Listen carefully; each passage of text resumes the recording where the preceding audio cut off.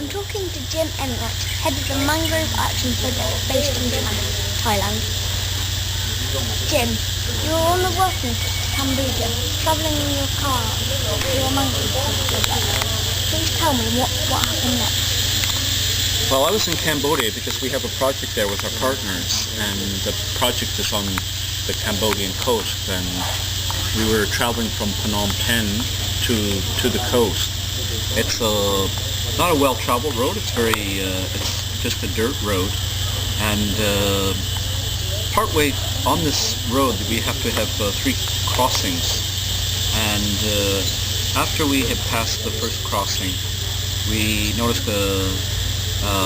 someone beside the road waving, and our driver, Kim Nong, who's our counterpart, he stopped, and we noticed there was a small group of people standing beside the road, and I jumped out of the back of the car and went to see what was going on, and there was a person who had flagged us down, said a car had gone into the river and there were two people in the car. So I quickly started to undress, and I called to Ben, my counterpart from the US. I said, Ben, we have a problem. There's a car in the river. There's people in it. So we both jumped into the water and started to look for the vehicle. The water was very murky. We couldn't see anything. So we started swimming around, and eventually I could feel with my feet the roof of the car. And there was eventually I could feel that one of the windows was broken, and I went down, and through the window I could feel somebody. I could feel clothing. So I grabbed their clothing and pulled the person through the window, out through the car window, and brought him to the surface, and I gave him actually off to Ben. Ben took, it was a woman, the first person, and Ben took her ashore. And then I went back to the vehicle, and I could feel a second person. So I grabbed the clothing as well and brought her ashore. We had 2 people that were in the vehicle. How do you think the accident happened, and where was it?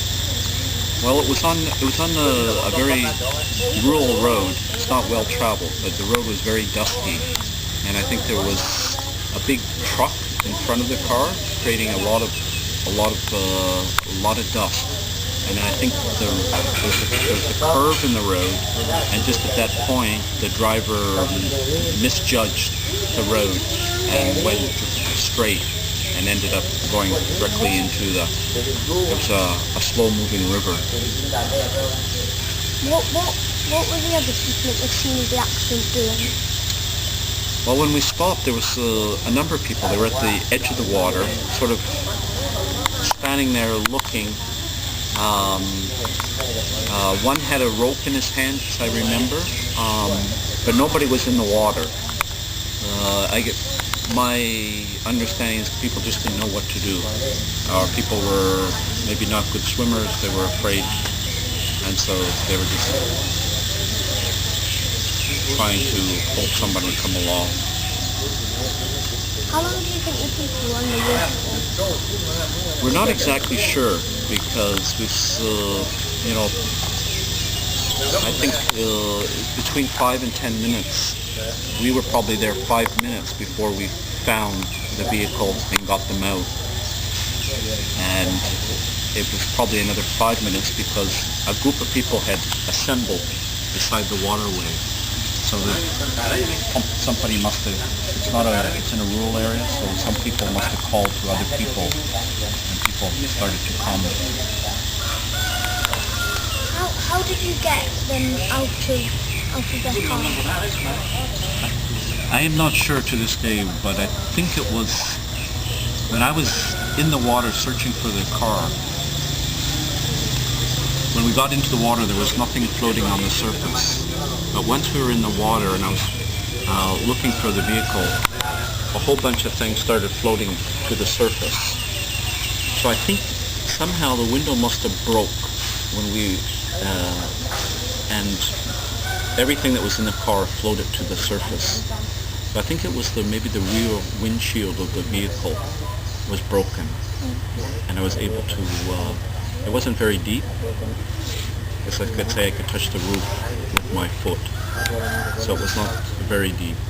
And I was able to grab their clothing and pull them out through the window. How did you feel before you jumped in the water, and how did you feel afterwards? When I jumped in the water, it was fear, excitement, I guess adrenaline. Very, I feared that these people, which we found, were going to probably be dead because they had been underwater for a period of time, and I sort of feared that moment of finding somebody. As I said, we brought them ashore, and the woman who had been brought ashore, when I got ashore with the man, they were holding him upside down and shaking him. I don't know if this is a local revival technique, but I had not learned that in our first aid training. But they were shaking him, and I thought, well, shaking her, and I thought after, well, maybe this way to get water out of their lungs or to get blood to flow to the brain. So they were both of them unconscious. I was about to start CPR on the man, and I cleared his airwaves, and I was just about to start to breathe when he coughed and started breathing, and that was a great relief for me, because I thought, okay, he's going to survive. So it was a tremendous relief to see that they were actually going to make it. Have you seen the people since you saved them? Yes, we're very lucky that last year the couple that we saved with their daughter and her husband came to Southeast Asia on a trip. So we were able to meet them in Krabi, not far from here, and we had supper together. A very interesting experience. Have you got any official recognition for what you did? Yes, I did, and I didn't expect to receive any, because I think many people do such actions, but my sister, after hearing the story, she lives in Toronto, Canada, she submitted the information to the Canadian government, and I received a certificate of merit for, and she also submitted to Life Saving Council and received a certificate from them as well. So I have received 2 certificates for life-saving efforts. Thank you for talking with me, Jim. A pleasure.